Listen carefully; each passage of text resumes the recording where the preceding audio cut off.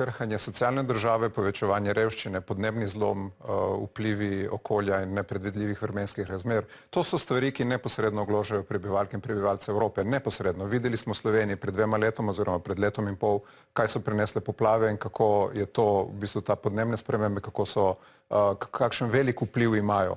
In jaz mislim, da lahko takšne podnebne dogodke, izredne dogodke pričakujemo veliko pogosteje kot pač nek napad naših sosed na slovensko ozemlje. In to je tisto, o čemer bi mogli začeti razmišljati. Kako vlagati v varnost naših državljank in državljanov iz tega vidika. Mi imamo v ustavi zelo jasno zapisano, da se varnost te države zagotavlja na politikah miru in nenasilja.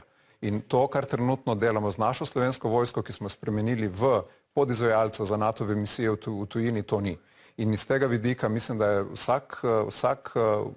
vsaka desetina odstotka, ki gre v NATO namene, izgubljen denar, ki bi ga lahko vlagali, kot sem že rekel, v krepitev socialne države, v raziskovanje, v razvoj. Na tem področju smo Slovenci fenomenalni.